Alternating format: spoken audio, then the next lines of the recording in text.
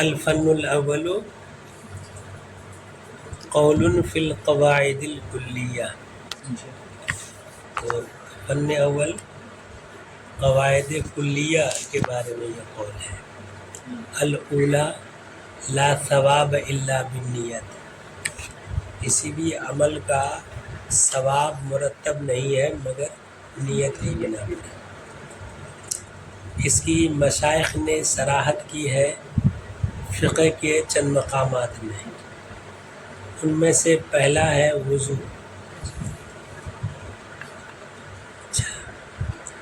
خواہ اس بات کا ہم قول کریں کہ یہ یعنی نیت شرط صحت ہے، صحیح ہونے کی شرط ہے، جیسا کہ نماز، زکوٰۃ، صوم اور حج میں.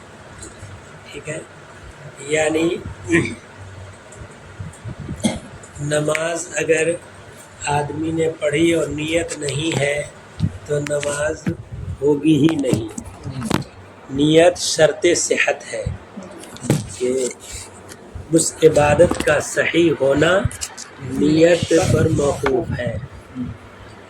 ویسے ہی زکوٰۃ اگر نیت نہیں ہے زکوٰۃ کی، کسی کو مال دے دیا تو پھر اس صورت میں زکوٰۃ ادا نہیں ہوگی. بھوکا رہ گیا، روزے کی نیت نہیں ہے تو روزہ نہیں ہوا. اور عرفات گھومنے کے لیے چلے گئے بھلے سے 9 تاریخ کو اور حج ادا کرنے کی نیت نہیں ہے تو حج نہیں ہوا. ٹھیک ہے،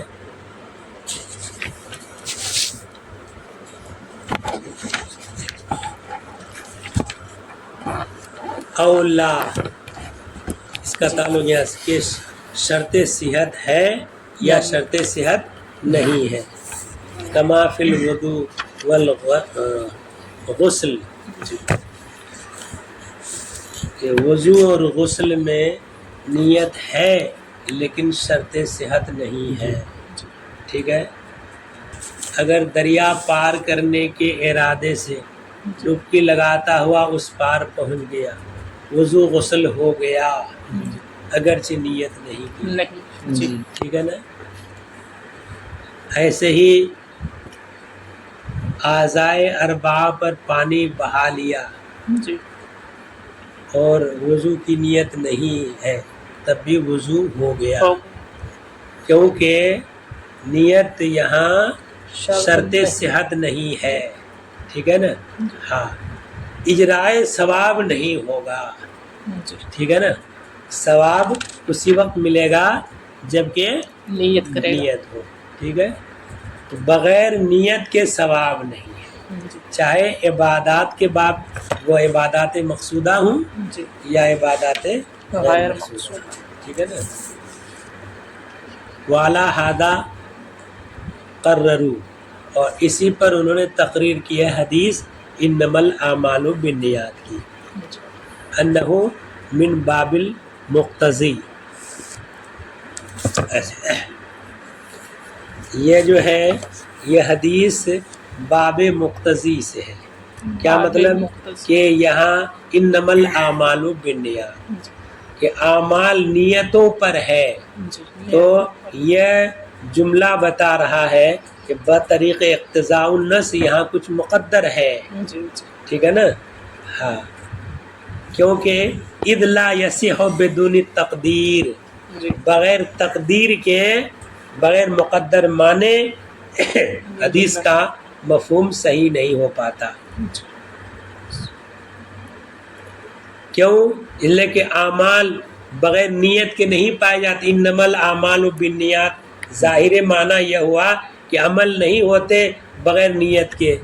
تو کہا کہ یہ حدیث باب مقتضی سے ہے، اس لیے کہ تقدیر کے بغیر یہ حدیث صحیح نہیں ہو پاتی. کیوں نہیں صحیح ہو پاتی؟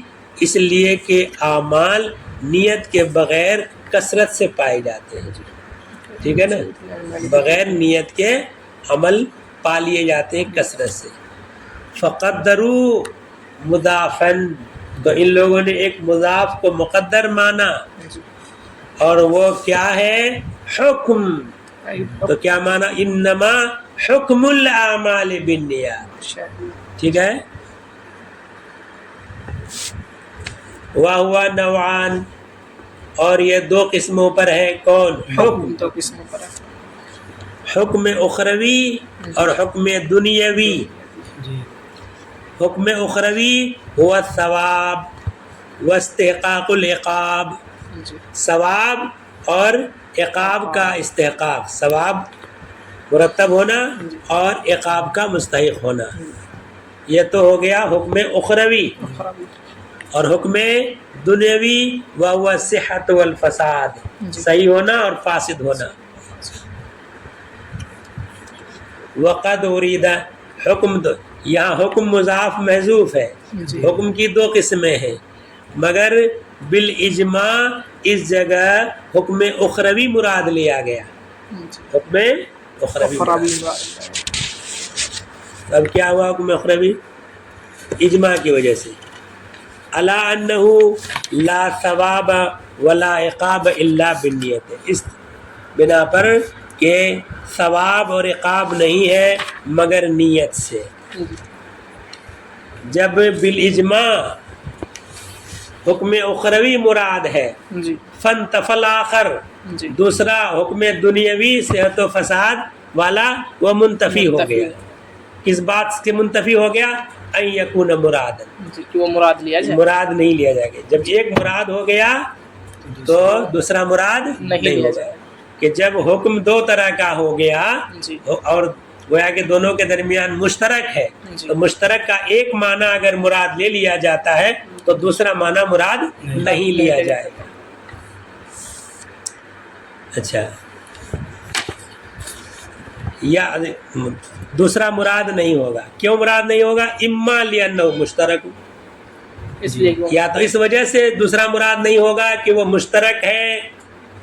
ولا عموم لہو، اور مشترک کے لیے عموم نہیں ہوتا کہ مشترک جن معنی کے درمیان مشترک ہے وہ سارے معنی مراد لیے جانے میں عام نہیں ہوتے.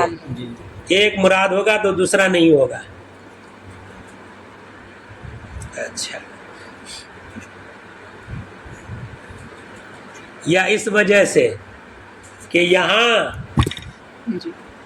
جو از قبیل مقتضا ہے، جب از قبیل مقتضا ہے تو بربنائے اقتضا اتنا ہی مراد لیا جائے گا جس سے کہ کلام صحیح ہو جائے.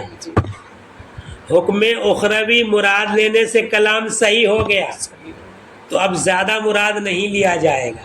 ٹھیک ہے نا. اول اندفاع ضرورت بہی، یا تو اس وجہ سے کہ ضرورت اسی سے پوری ہو گئی.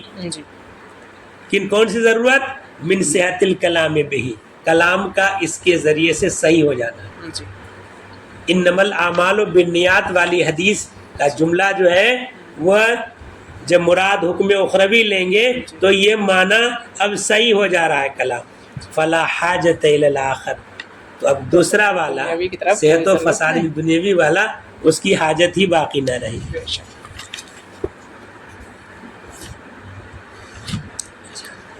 یا اس دوسرا، یا تو اس وجہ سے ایک تو بتایا کہ اس لیے مشترک ہے اور مشترک کے لیے عموم نہیں ہوتا، اور دوسری وجہ یہ ہے کہ یہی اوجہ ہے یعنی حکم اخروی. کیوں؟ لأن الاول لا یسلمہ الخصم، کہ پہلا والا کون ہے؟ حکم دنیاوی، اس کو خصم تسلیم ہی نہیں کرتا. لأنہ قائل بعموم المشترک، اس لیے کہ وہ جو ہے یہ کہا گیا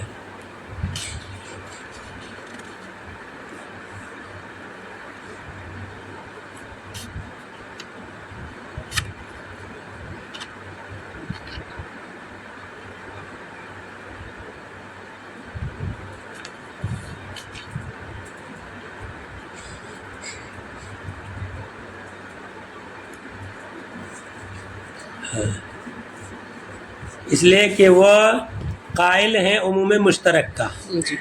فحينئذ لا يدل على اشتراطها في الوسائل للصحة. تو ایسی صورت میں وہ حکم دنیاوی و اخروی اور پھر اس کے بعد وہ تو مشترک مانتے ہیں تو مشترک کے عموم کا قائل ہے، تو اس وقت وہ دلالت نہیں کرے گا وسائل میں صحت کے شرط ہونے پر.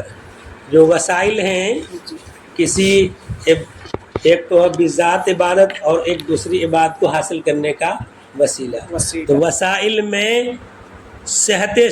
شرط صحت ہونے پر وہ دلالت نہیں کرے گا. ولا علی المقاصد ایضاً، اور نہ ہی مقاصد میں شرط صحت ہونے پر دلالت کرے گا.